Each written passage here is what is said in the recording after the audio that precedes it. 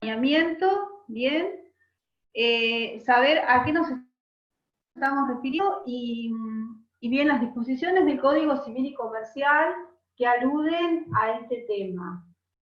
Nosotros, cuando hablamos de saneamiento, la palabra dice como querer reparar, querer volver al estado anterior, querer dar sin ningún defecto, sin ningún problema, aquello que hemos transmitido.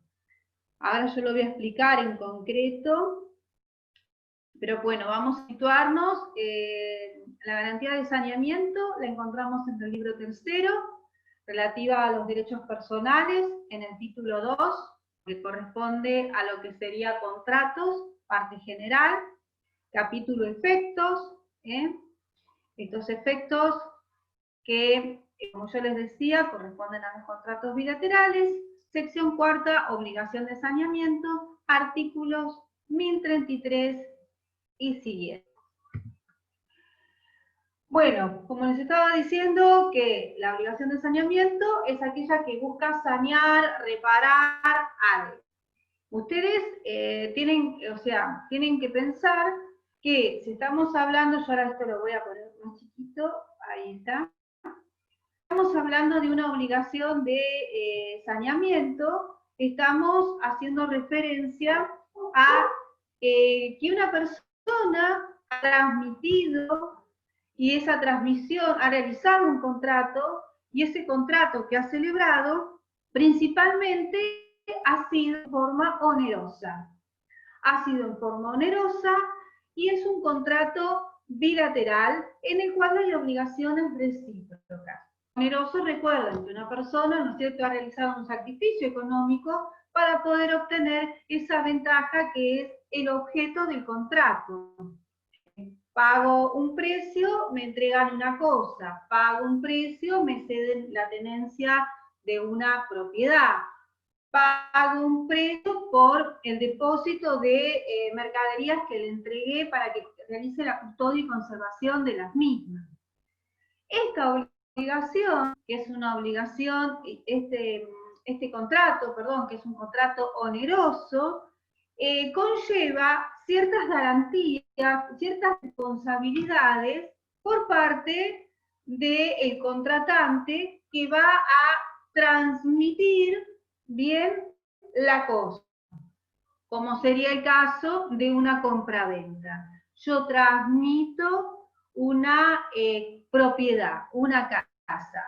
Entonces, la garantía de evicción, cuando hablamos de saneamiento, van a encontrar, el saneamiento comprende dos situaciones: la evicción, el vicio o defecto por evicción, o el vicio o defecto oculto. ¿Qué significa la evicción? ¿Sí? ¿Qué significa la evicción? Principalmente cuando hablamos de evicción, nos estamos refiriendo a una turbación de derecho, es decir, a que una persona viene a cuestionar el derecho que se me ha transmitido, manifestando que de quien yo adquirí ese derecho no resulta ser el legitimado, no resulta tener título suficiente. Entonces, cuestiona esa transmisión que se ha realizado, viniendo a hablar, por ejemplo, una demanda porque he adquirido, por ejemplo, una propiedad de alguien que no era el verdadero dueño, o de alguien que después se demuestra que no era el verdadero dueño. Entonces, esa adquisición a título oneroso que realizó la persona que hoy está siendo turbada, está siendo molestada en el derecho que adquirió, por el hecho de haber sido una adquisición a título oneroso, le da la garantía, le da la cobertura de poder reclamar de quien él adquirió la cosa ese cuestionamiento que se le está realizando. Se los adelanto para que más o menos tengan bien en claro de qué estamos hablando cuando hablamos de evicción, precisamente que quien me transmitió la cosa no está legitimado, o hay dudas sobre su legitimación, o cuestiona esta legitimación, puede ser que no tenga razón quien la cuestiona, pero en definitiva, como yo hice una adquisición a título oneroso, el transmitente, por el hecho de que es a título oneroso, tiene que salir a defender ante ese cuestionamiento que realiza esta otra parte queriendo manifestar que ese derecho que yo adquirí no es tal porque lo adquirí de una persona que no se encuentra legitimada. Siendo esto así, que funciona precisamente porque hay un cuestionamiento sobre ese derecho que se transmitió, vamos a ver entonces que el transmitente tiene la obligación de salir a defender al adquirente. ¿Cómo lo va a defender? Presentándose en la demanda, si es que es demandado, contestando las cartas documentos, si es que le envían cartas documentos, y en definitiva, tiene que ser una sentencia judicial la que determine bien si se ha producido la evicción o no, si se ha producido esta pérdida de derecho por parte del adquirente, y producido esto, consolidada esta pérdida de derecho, que lo adquirió de alguien que no estaba legitimado, deberá entonces reintegrar el valor por el cual adquirió la persona ese derecho, esa propiedad, como los perjuicios y las costas que se hubieran generado. En función a esto, que lo vamos a ver ahora en detalle, bien cómo funciona y el mecanismo, lo que sí tenemos que tener presente es que es un elemento natural de los contratos onerosos. ¿Qué quiere decir esto? Quiere decir que aunque no diga nada el contrato de Brecht sobre esta garantía de evicción, y está por disposición legal, por imperativo legal, tengo la posibilidad de invocarla. Elemento natural, y es muy importante que ustedes tengan presente cuando hablamos de los contratos, los distintos tipos de elementos. ¿Por qué? Porque un elemento natural, yo no necesito pactarlo sobre su existencia, sobre su utilidad de invocación, porque la misma normativa me lo trae. Entonces, no tendría ningún problema, aunque no esté establecida actualmente esta garantía, la puedo exigir. Esto, que sea natural, no quiere decir que es una disposición de orden público. Y tampoco quiere decir que es indisponible por parte de los contratantes. Los contratantes pueden modificar este elemento natural y decir, si se presenta una situación X, no vamos a responder. Lo podrían llegar a pactar y vamos a ver en qué condiciones esa cláusula es válida. Bien, podrían llegar a eximirse bien de esta responsabilidad contractualmente. Por lo tanto, decir que es un elemento natural significa que es un elemento que está en el contrato, aunque las partes no lo hayan establecido. Y también significa que las partes pueden disponer del mismo, modificarlo, bien, o eximirse de esta responsabilidad. Pero esto es un elemento natural en los onerosos. ¿Qué pasa con los contratos gratuitos? En los contratos gratuitos, la esencia es ser un elemento natural. ¿Por qué?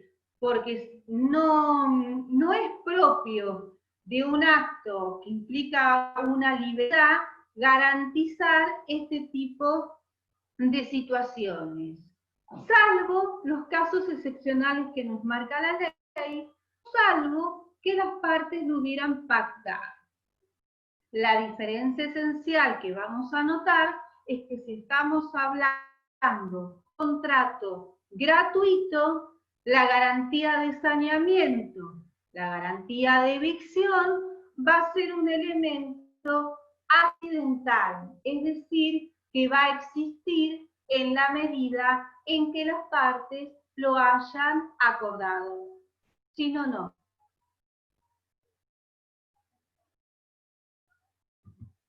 ¿Qué nos dice, qué nos dice la ley con relación a la situación de los contratos gratuitos, que en algunos casos, bien, puede ser que sea garantizado, y en otros casos podemos decir que el adquirente a título gratuito lo que puede hacer es subrogarse, por ejemplo, ya se los voy a explicar, en el derecho que le correspondía a quien adquirió la cosa y exigirle a esa persona de quien adquirió la cosa, de que me lo donó, la garantía de evicción. Por ejemplo, imaginémonos que a mí me regalan un vehículo, me donan un vehículo. Mi papá dice, ay, bueno, le vamos a regalar a Florencia un vehículo, y bueno, compran un auto usado, bien, y me lo donan. Resulta que en realidad el vehículo no es el mejor ejemplo porque la inscripción sería constitutiva si se hubiera formalizado toda la inscripción y demás, pero imaginemos que sobre ese vehículo habría un pedido de secuestro, tal vez, ¿bien? Y como era en otra localidad, en otra provincia, no había llegado acá a la provincia de Buenos Aires el pedido de captura. Cuando se dan las comunicaciones, llega el pedido de captura y entonces a mí me detienen y me dicen, tiene que bajarse del vehículo porque hay un pedido de secuestro, este auto tiene pedido de captura porque fue robado en la provincia de Córdoba, un ejemplo, ¿no? Pero yo tengo la documentación, tengo el 08, tengo todo, ahora estoy esperando que me entreguen, ya se hizo la inscripción, estoy esperando, sí, pero la comunicación llegó ahora, esto ya es de larga data, bueno, un ejemplo, ¿no? ¿Qué podría hacer yo? Yo no voy a demandar a mis padres por la garantía de evicción, pero sí puedo reclamar en lugar de ellos, de quien ellos adquirieron el vehículo. Esa posibilidad, bien, que se puede dirigir contra los antecesores si es que está dada allí el origen, remontándonos a cuándo es que se produjo esa cuestión, esa situación, esa tensión con relación a la legitimidad del derecho que se transmitió. Bien. Hay casos, a ver si hay alguna pregunta hasta acá, alguna pregunta, si no al final seguimos, ¿eh? Bien. Profe, lo de Sí. la anterior diapositiva en la parte de los gratuitos, no le entendí, ¿puede repetir, por favor?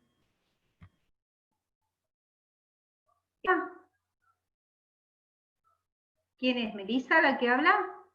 Sí, ¿me escucha? Sí, te escucho.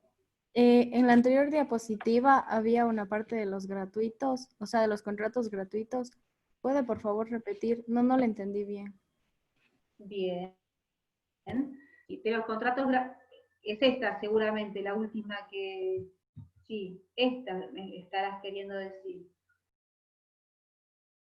La garantía de evicción me da a mí la posibilidad de reclamar que me resarzan o me den el objeto que adquirí en las condiciones pactadas. Es un elemento natural en los contratos onerosos. En los contratos gratuitos, ¿sí? En los contratos gratuitos no es un elemento natural, sino que las partes tienen que pactar esta garantía. No quiere decir que cualquier persona puede andar regalando cosas que no es dueño. Se supone que si hiciera algo así, es sancionado, bien, por una normativa penal llegado el caso. Lo que no voy a poder hacer es reclamarle civilmente, bien, el perjuicio que me ha ocasionado y que salga a defenderme de los que están cuestionando esa legalidad del derecho que me transmitió. ¿Por qué? Porque lo transmitió en forma gratuita, y si lo transmitió en forma gratuita, se presume el ánimo de beneficiar a la persona y no el ánimo de perjudicar. Por lo tanto, Todo aquel que recibe algo a título gratuito no podría reclamarle de aquel que se lo transmitió, salvo que el que se lo transmitió tuviera derecho para reclamarle a aquella persona de quien adquirió a título oneroso. B le dona a C, pero B lo adquirió de A título oneroso, y el que lo engañó fue a B. Entonces C, bien, el beneficiario, el donatario, el que recibe el beneficio por donación o por título gratuito, se subroga en los derechos de quien lo adquirió a título oneroso, y como ahí sí es un elemento natural, puede reclamarle bien a quien transmitió el derecho o quien transmitió la cosa con el vicio de evicción. Porque el vicio de evicción no surgió del que lo adquirió. En el ejemplo que yo daba, mis padres no me dieron algo que ellos robaron. Ellos compraron algo que ya estaba viciado. Ellos podrían hacer el reclamo por evicción, pero como ellos pueden serlo de esa persona de quien la adquirieron, yo, que soy la beneficiaria, puedo solicitar la garantía de evicción, la garantía de alojamiento de quien ellos lo adquirieron. ¿Lo entendés ahora, Melissa, o seguís con esta dificultad? ¿Qué cuestión te queda con duda? No, sí, está claro. Gracias. Bien, ahí voy a apagar. Si no, me envías un mensaje y lo conversamos. Profe, una pregunta.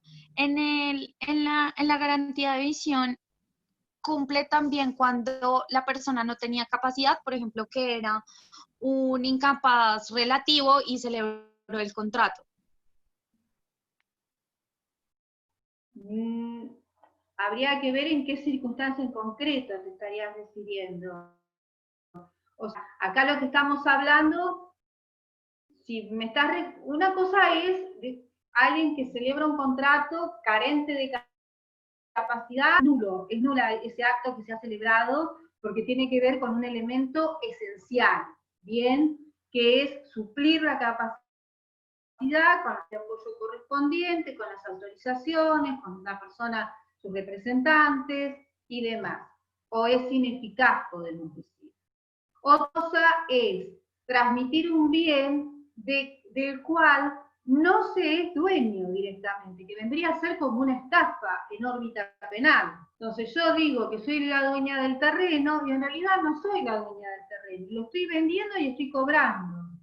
Y entonces cuando vos te enterás que lo compraste aunque no era el dueño, ¿y cómo lo compraste? Y porque no hicimos escritura, hicimos un boleto, ¿bien? Un contrato privado hicimos, porque no tenía dinero para hacer una escritura. Cuando vos querés escriturar, te dice, le compraste a alguien que no era el dueño. Entonces ahí vos podés accionar. Es una situación diferente, porque el otro no cumple con todos los requisitos para poder transmitir porque le falta lo principal, que es la capacidad.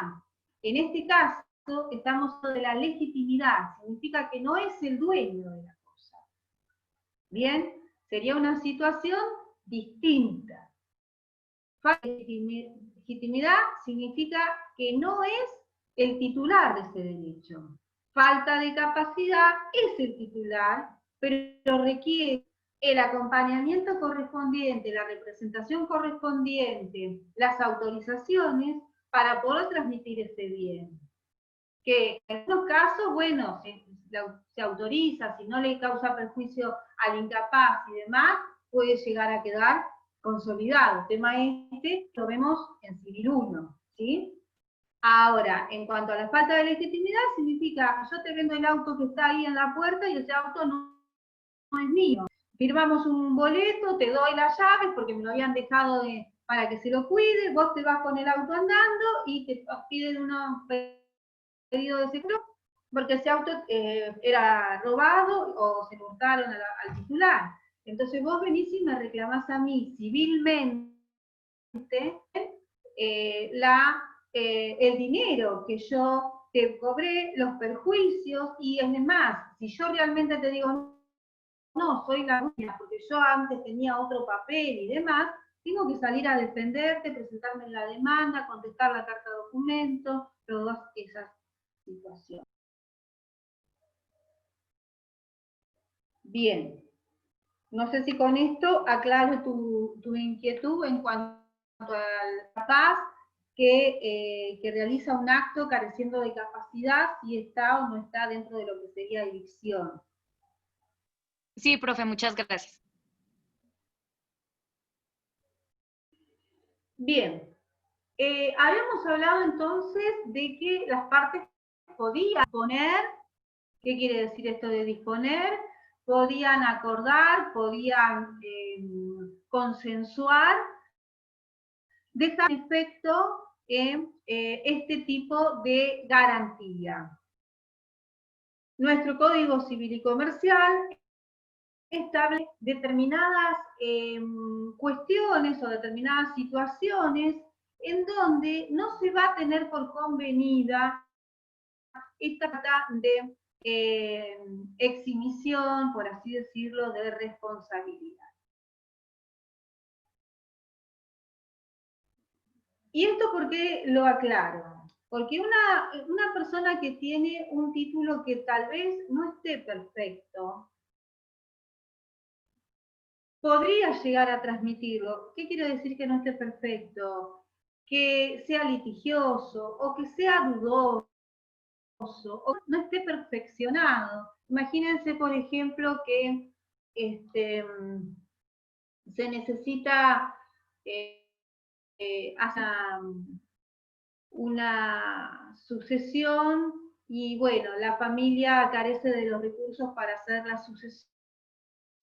Mira, los únicos dueños somos nosotros, y entonces la propiedad es un terrenito, este terrenito por ahí de plaza sería $50.000 y deciden venderlo a $30.000 porque no pueden tener, no van a seguir los papeles, no los van a hacer los papeles correspondientes para la sucesión. Sea porque no tienen las partidas, porque no tienen el dinero, porque ocurrió algo bien. Dice, mira, los únicos herederos somos nosotros. Este terreno sale 50.000, pero como yo no voy a hacer juicio, ni voy a hacer juicio de sucesión, esto, en vez de vendértelo a $50.000, le va a decir que lo vendo a $30.000. Ah, bueno, está bien, le dice el adquirente, pero vamos a dejar establecido, bien, que yo no me hago responsable si alguien viene a reclamar sobre el que te estoy transmitiendo y que vos estás enterado de eso y lo aceptás. Y puede decir el adquirente, sí, no hay ningún problema, si vos me lo vas a dar $30.000, no hay ningún problema. Entonces redactan la cláusula en la cual dejan establecido que como lo que le está transmitiendo es un derecho, bien, que es litigioso en el sentido de que alguien puede venir a invocar ser titular, que saben que no hay otro heredero, pero si alguien viniera y que no le van a poder hacer ellos la escritura, entonces acepta de esa manera y se hace así. ¿Qué va a hacer el adquirente? El adquirente va a dejar pasar el plazo correspondiente y va a iniciar una adquisición dominial por 20 años.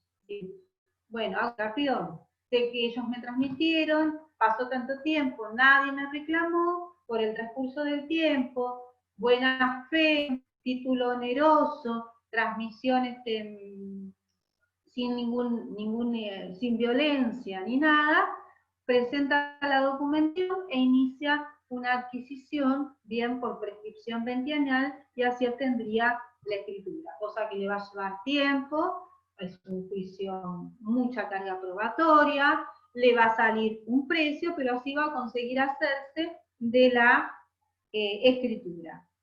¿Qué pasa si ya de mañana, bien, no es que hace la escritura, en el interín viene alguien a reclamar? Bueno, no le va a poder ir a reclamar a esa persona a la cual él adquirió porque habían consensuado que lo aceptaba riesgo de que eso pudiera llegar a pasar. Y precisamente por eso pactaron ese precio y esa cláusula limitativa de la responsabilidad. Lo que no se puede hacer es decir, te vendo esto, que yo soy el dueño, que no hay ningún problema sobre esto, ¿bien? Y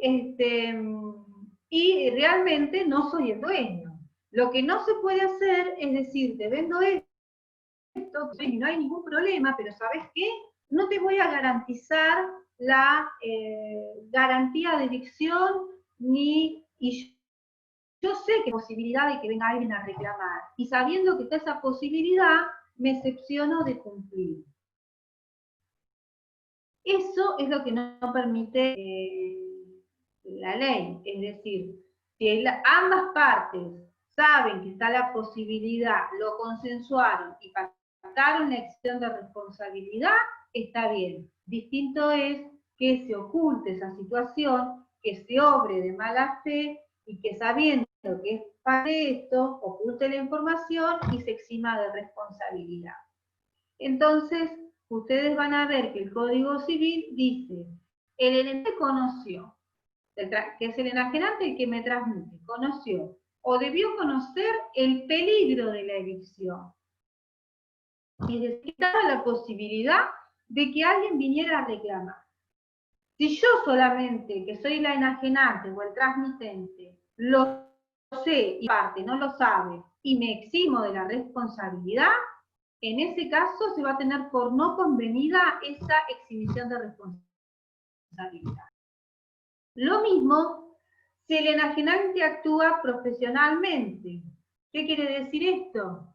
Una persona que se dedica a actividad inmobiliaria, una persona que es un abogado, que está en una mejor situación, bien, o que acostumbra a realizar operaciones inmobiliarias, no puede eximirse de esta responsabilidad porque estaría en una situación de superioridad con relación a la otra parte, y entonces significa, se presume que si alguien que sabe de esto se exime de esta responsabilidad, está obrando evidentemente de mala fe, con intención de perjudicar al otro contratante. Por lo tanto, no se permitiría en este caso la posibilidad de eximirse de responsabilidad.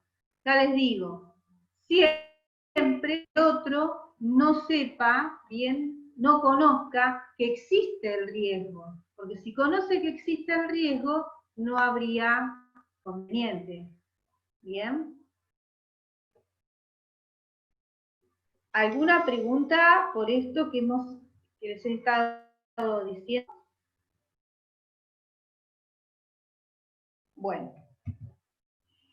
¿Y qué es lo que va a pasar cuando hablamos de esta guía de saneamiento? Bueno, decimos que lo que va a poder hacer es solicitar bien el saneamiento del título, es decir, lo vendió Juan, y de la casa era Juan y Pedro, y me lo vendió uno de los hermanos, bueno, ahora tendrá que dar el otro la validez del acto celebrado. Si no se puede llevar adelante la transmisión, porque la adquirí de alguien que no era dueño al momento en que me lo transmitió, que no contaba con la legitimación correspondiente, le puedo exigir que me dé un bien equivalente al bien que me transmitió. Y si esto no fuera posible, bueno, desde ya la resolución del contrato, ¿bien? De todas maneras, para que se produzca la responsabilidad, en definitiva la sanción y las acciones que corresponden por evicción, es necesario que haya una sentencia. La simple demanda, la simple carta de documento, lo que poner en funcionamiento es que el transmitente esboce y esgrima todas las defensas correspondientes para garantizar al adquirente el derecho que le ha transmitido. ¿Alguno tiene el código para leer el artículo 1050, 1057?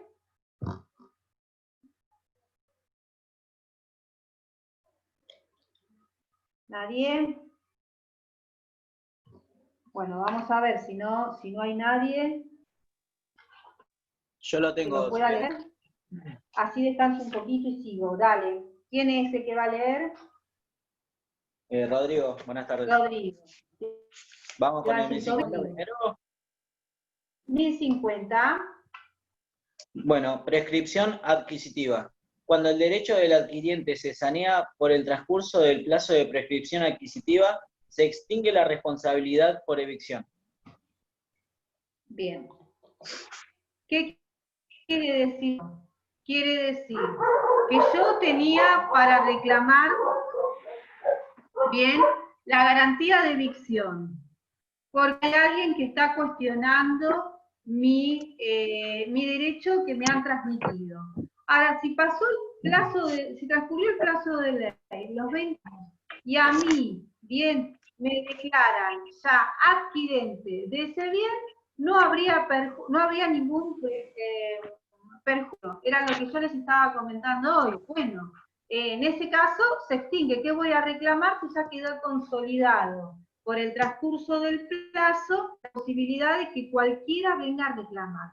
Ustedes recuerden, ya lo van a ver cuando vean reales, que por el plazo de 20 años tiene la posesión, ahí se ejercen actos a título de dueño, bien, se paga la carga impositiva y no se ingresó en forma violenta, tiene la posibilidad, quien está ocupando la propiedad bajo esa situación, de convalidar, de sanear su título. Por tanto, no habría necesidad de iniciar una acción por saneamiento ni evicción, porque ya está prescrita para que alguien venga a reclamar. ¿Sí? Bien. Y después tenemos el 1057. ¿Lo querés leer al 1057? Bueno, lo leo. Bien, Defecto subsanable. El adquirente no tiene derecho a resolver el contrato si el defecto es subsanable. El garante ofrece subsanarlo y él no acepta. Queda a salvo la reparación de daño. Bien. En ese caso, no va a poder solicitar la resolución. Yo les decía, bueno, por ejemplo, vendió el terreno y una partecita era dueño uno de los hermanos y no firmó ese hermano. Bueno, ahora ofrece sanear, es decir, el hermano que se había enojado porque, te estoy imaginando, ¿no? Porque no había firmado, ahora viene y firma y el adquirente dice, no, yo no quiero. En ese caso no va a pedir la resolución, devolverme el dinero y quédate con el bien. ¿Por qué? Porque sería un exceso. ¿Cómo se estaría configurando en ese caso? Un abuso de derecho.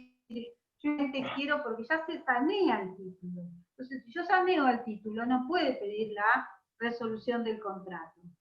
Sí va a poder solicitar que el perjuicio que le ocasionó, las molestias que le ocasionó. Tuvo que ver un abogado, tuvo que cancelar una carta de documentos.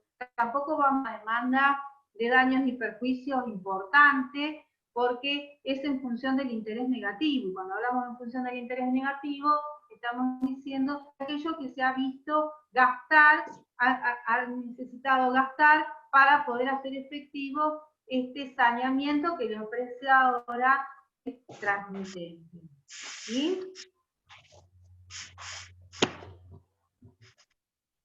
Bien. Entonces tendríamos que, además de todo esto que dijimos, la posibilidad de que le dé otro bien, sanear título, resolver el contrato, todas esas situaciones puede reclamar, en eso constituye, en definitiva, cuando tiene una desfavorable, más los perjuicios que le haya ocasionado. Pero dice, salvo, ¿en qué caso hay excepciones? ¿En qué caso hay excepciones con relación a esta acción que implica la evicción? Si el adquirente conoció esta situación, es decir, yo adquirente sabía, estaba comprando la cosa de Juan, y que Pedro, que es el hermano, no había firmado. Yo, adquirente, sabía que estaba comprando una propiedad y que alguien podía venir a llegar a reclamarla. Por eso compré en ese valor. O que el enajenante desconocía. Imagínense la situación del heredero aparente. Única hija declarada en la sucesión como única heredera, y luego aparece otro hijo haciendo valer sus derechos, que ella ni conocía su existencia, que su padre tenía otro hijo.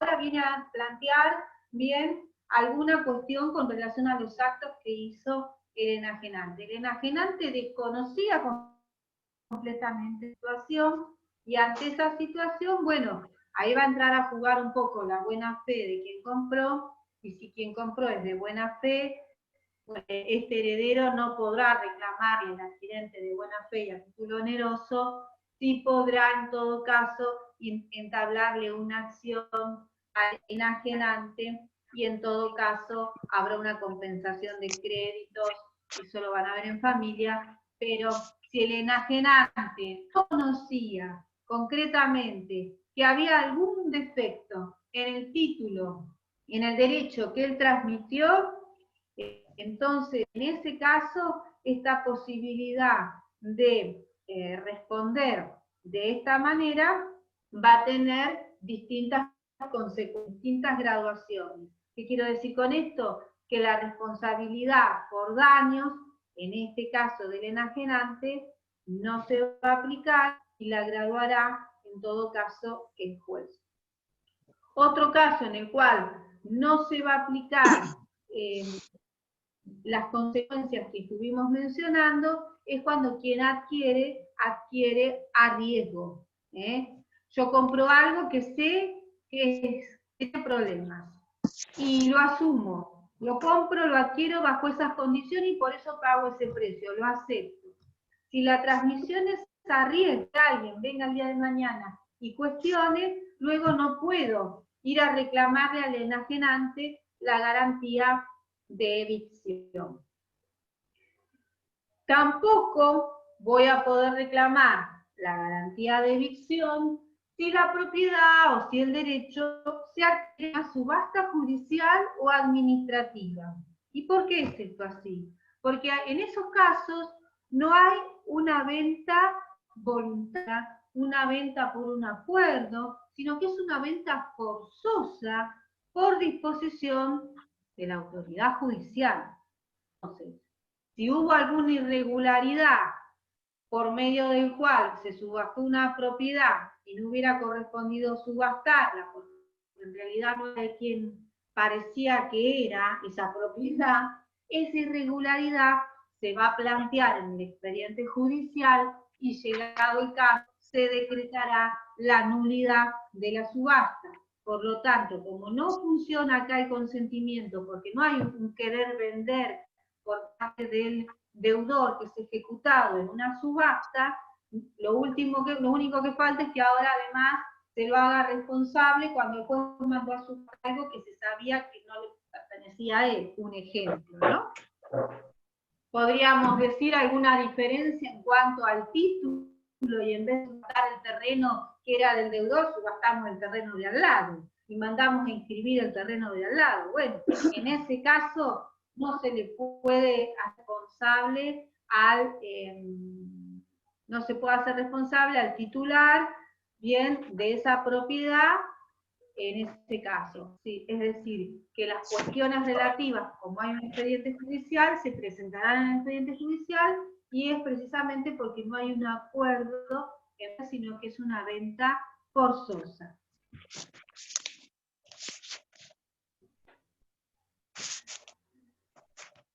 Después tienen casos según cómo fueron, cómo se produjeron las ventas, si es en conjunto, si es divisible, indivisible, pero en este caso no hay mucho para decir, más que si es en conjunto es indivisible, si es separadamente es divisible, es decir que ¿qué quiere decir esto? Que la evicción en una propiedad no va a generar la evicción de todo el conjunto de las propiedades que hemos vendido, En cambio, si yo vendí un conjunto de parcelas y una de ellas se presenta como lo vendí en conjunto, entonces es indivisible y la acción es con relación al todo.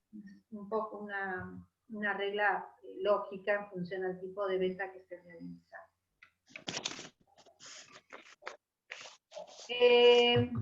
Después tenemos, en caso de enajenaciones, si son sucesivas, obligados concurrentes, es decir, puede reclamar a cualquiera de ellos o a cada uno de ellos.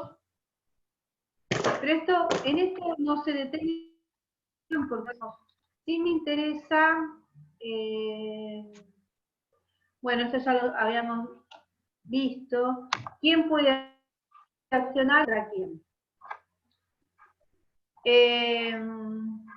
Decimos, ustedes cuando empiecen a ver donaciones, van a ver que hay distintos tipos de donaciones. Hay donaciones con cargo, hay donaciones remuneratorias. ¿Esto qué quiere decir? Quiere decir que hay contratos gratuitos donde puede haber un pequeño porcentaje o una pequeña proporción que revista carácter oneroso. Entonces, hay contratos que son gratuitos, pero que revisten una pequeña proporción onerosa, si se produce la acción, la responsabilidad del transmitente por esa partecita onerosa que se supone que tiene el contrato, va a tener que responder, ¿sí? Proporcionalmente a ese importe.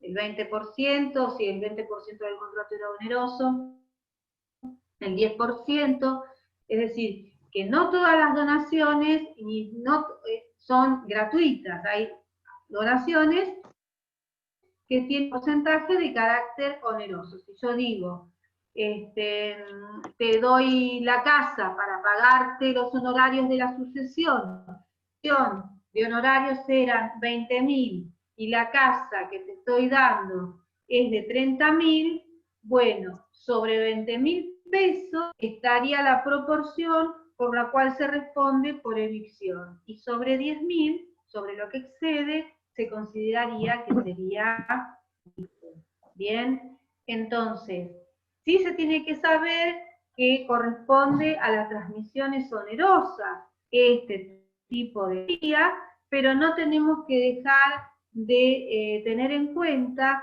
que hay contratos, que hay donaciones que tienen un porcentaje de onerosidad.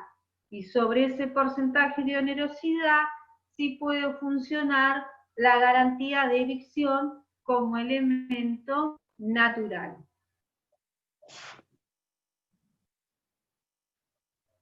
También tenemos lo que sería quien dividió, es decir, aquel que repartió bienes, ejemplo, en una sucesión.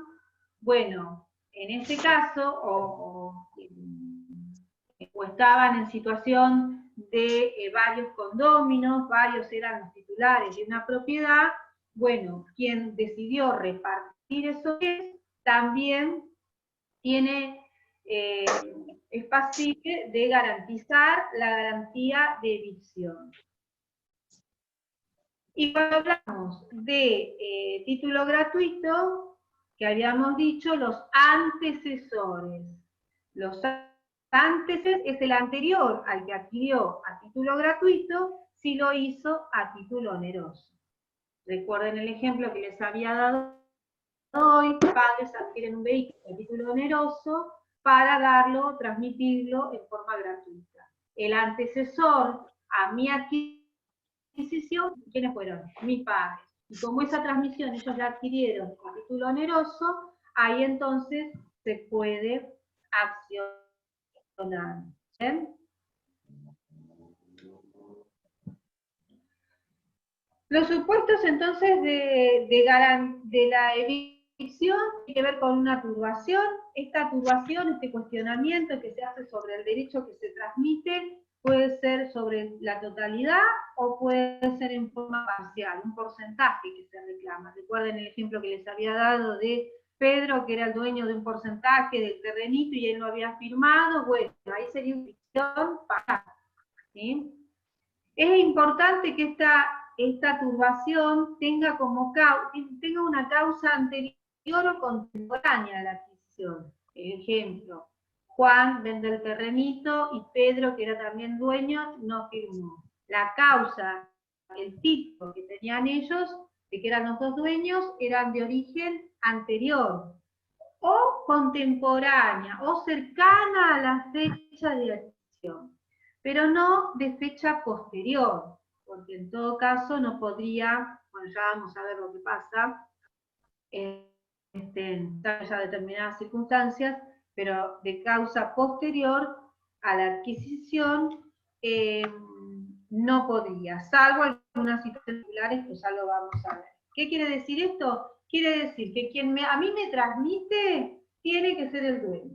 Si hay otro que dice que es el dueño, debe presentar papeles que acrediten ser titular antes que la fecha que yo lo adquirí, porque si no, el que va a tener que pedir la garantía de evicción, ¿quién va a ser? El otro. Si yo lo adquirí el 30 de mayo del 95 y él lo adquirió el 30 de noviembre del 95, yo fui primera en el tiempo, primera en el derecho. El otro, que dice que lo adquirió después del mismo, por ejemplo, que me lo transmitió, deberá pedir una garantía de evicción por eso que él adquirió. Pero tiene que ser, por lo tanto, de origen anterior a mi adquisición, no de origen posterior, porque en todo caso no va a prosperar ese reclamo. Él es dueño, pero después que yo adquirí. Entonces, ¿dueño de quién? ¿Cómo?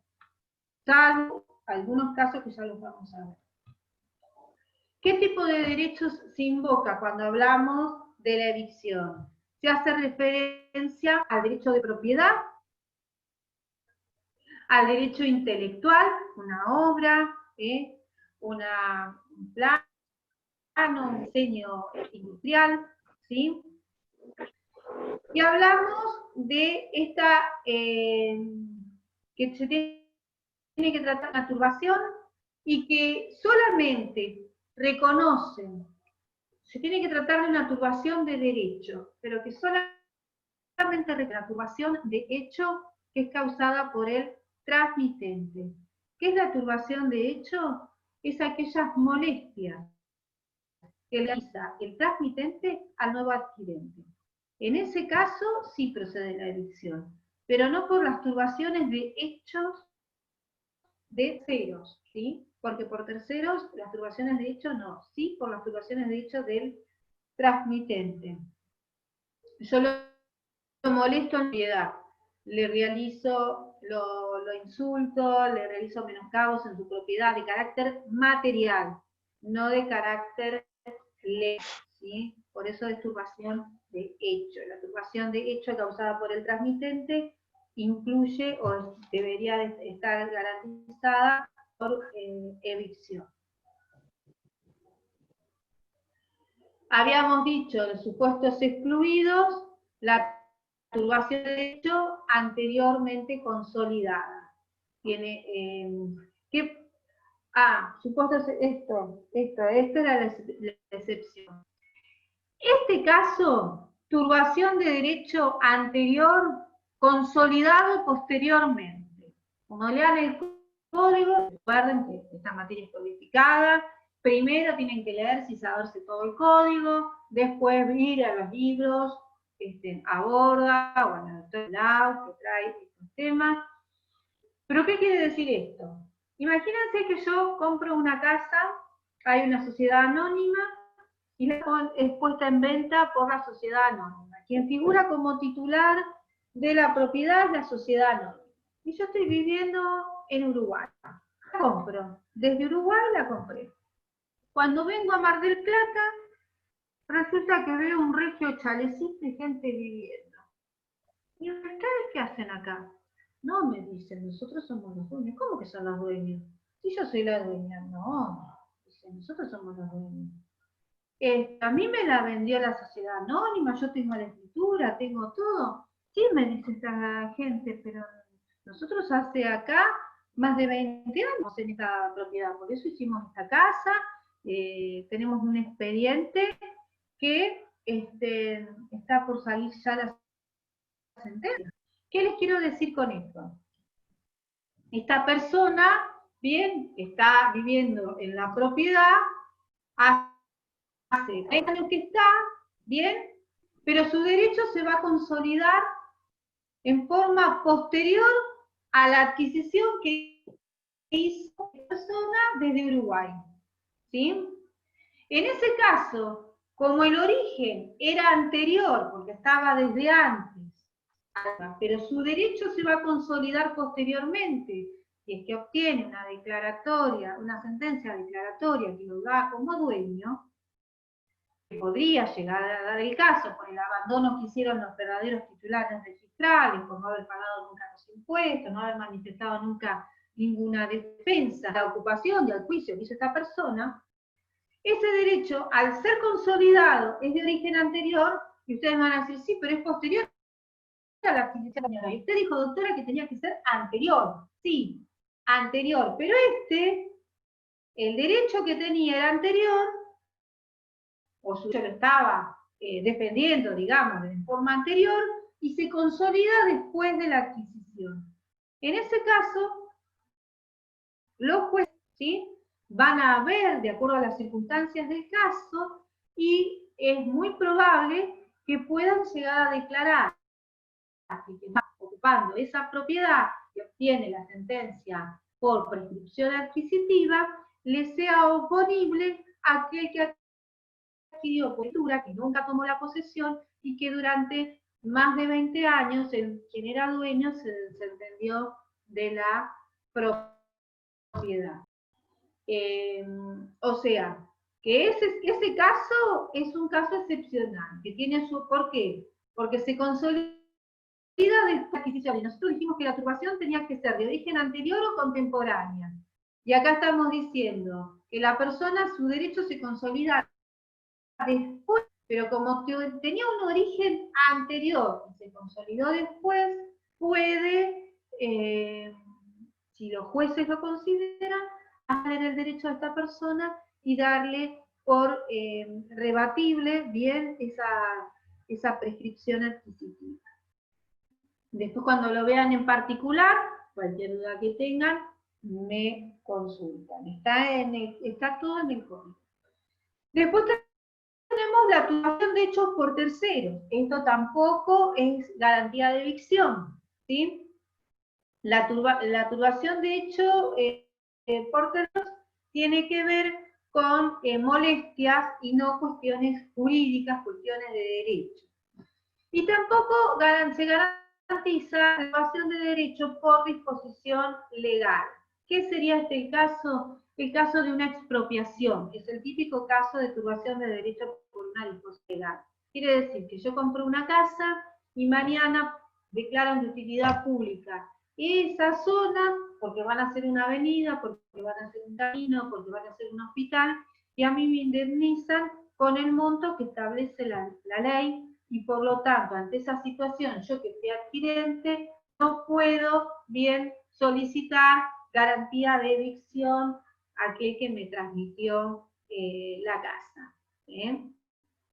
La turbación de derecho, ¿por qué es turbación de derecho? Porque no puedo cuestionar, me tengo que ir una vez que está declarada la utilidad, y tengo datos que fija la autoridad correspondiente al valor de la propiedad que yo adquirí. No necesariamente va a ser el valor por el que la adquirí, sino el valor que ellos determinen de acuerdo al valor del metro, al valor de la superficie, al valor en esa zona, y ellos hayan tenido la autorización para abonar. Esa es una turbación de derecho por disposición legal, y en esos casos el transferente no garantiza estas turbaciones de derecho. ¿Cómo vamos con la otra? Las 4. Bien. Bueno, ¿cómo funciona entonces esta garantía de evicción?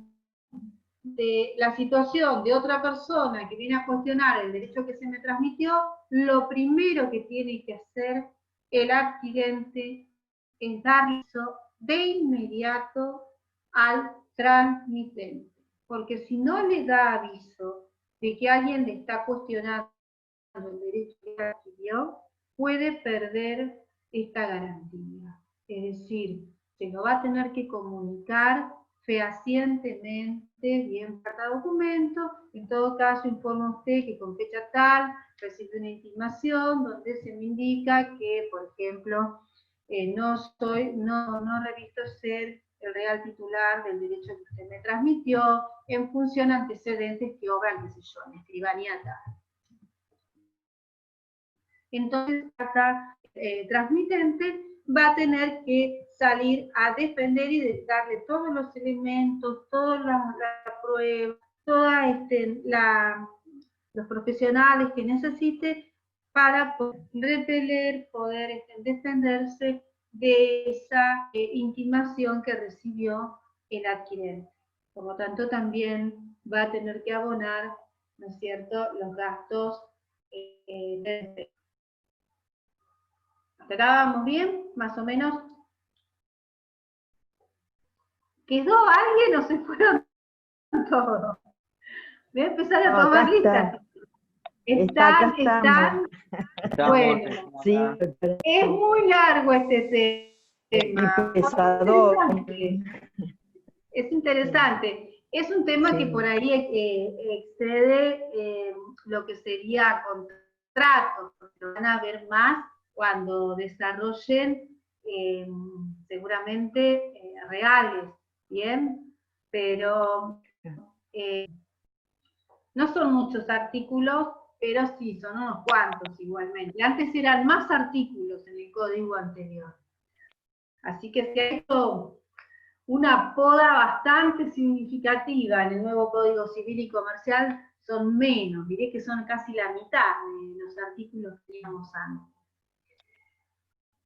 Yo les voy a subir el PowerPoint y cuando esté la clase les voy a copiar la tengan. Igual ya me pasaron ayer el enlace, vamos a hacer un pequeño recreo, ya me pasaron ayer el enlace de la clase, creo la semana pasada, que no sé si ya lo tenían, así que, bueno. Acá lo que ustedes tienen que saber, en concreto, es que ¿por qué está esta figura de la evicción? Y es para garantizar que la transmisión la realice una persona que está legitimada, y es en un contrato que es oneroso. ¿Y que en qué consiste esa garantía? En que va a tener que salir a defenderlo, darle toda la prueba, darle todos los elementos, y en definitiva, si es vencido en juicio, le va a tener que dar un bien equivalente, sanearle el título, si no es posible sanearle entonces la resolución del contrato y los daños y perjuicios que eso implica. ¿Se puede modificar esta cláusula? Sí, se puede reducir, se puede eliminar. Lo que se puede hacer es extinguirla de mala fe, bien con la intención de perjudicar al otro contratante, con dolo, con ensañamiento, que contraten algo que realmente no se es el dueño y que además se quiere eximir de responsabilidad. En esos casos no está permitido. ¿Qué pasa si no le avisa? ¿Cuándo cesa la responsabilidad del que me transmite a mí la cosa? Y bueno, si yo cito al adquirente, después no puedo decir, responde él. Le tengo que avisar en tiempo y forma. Si el garante no comparece y el adquirente no pone defensa, fíjense qué tal extremo es que si no se llega a presentar que a mí me vendió la casa o la propiedad o el derecho me lo transmitió y yo no contesto nada, pierdo esta garantía. Entonces, no solamente le tengo que avisar al dueño, sino también si el dueño o el que me transmitió a mí la cosa no se defiende, no me defiende, me tengo que presentar yo y apelar todo hasta las últimas consecuencias. Tampoco va a responder el transmitente si el adquirente se allana, dice así, tenés razón, no verá nada. Ahora, sin embargo, dice, probado que aunque se presentara el adquirente, que aunque opusiera todas las defensas, en definitiva, se sabía, porque era tan certera la prueba que presenta el reclamante, que esa propiedad o que ese derecho le corresponde a él, es inútil que yo me conteste, que yo cite al garante, cite al que me transmitió, apele, si es palpario, si es claro que él es el dueño. Entonces, en este caso, no es necesario, bien que yo cumpla con todo esto, si acredito que la prueba que presenta bien es indubitable y es concretamente el dueño. Que eran inútiles las defensas. Sin embargo, si hubiera probado que eran inútiles las defensas, no cesa la responsabilidad en caso de que no cite, en caso de que no apele y demás.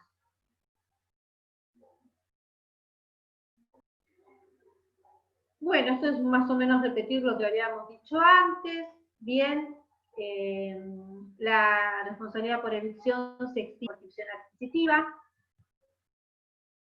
Y ya después entraríamos a lo que tiene que ver con vicios ocultos. Vicios ocultos es fácil, es muy particular, pero yo tampoco quiero abusar de su buena voluntad, de su buena disposición. Día viernes a esta hora, dicen que las clases de Zoom tienen que ser un poquito más cortas y tratar de buscar, bueno, interactuar con los chicos o ver si tienen algunas dudas puntuales con relación al tema o a los temas que hemos dado anteriormente.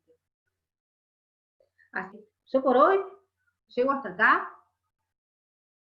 La semana que viene lo que vamos a hacer es terminar de ver vicios ocultos. Creo que después nos tocaría la unidad 15, si no me equivoco.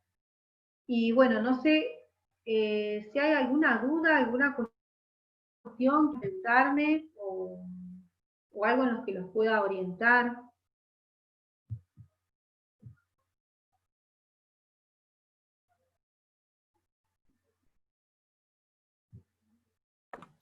¿Hasta qué tema entran en el parcial?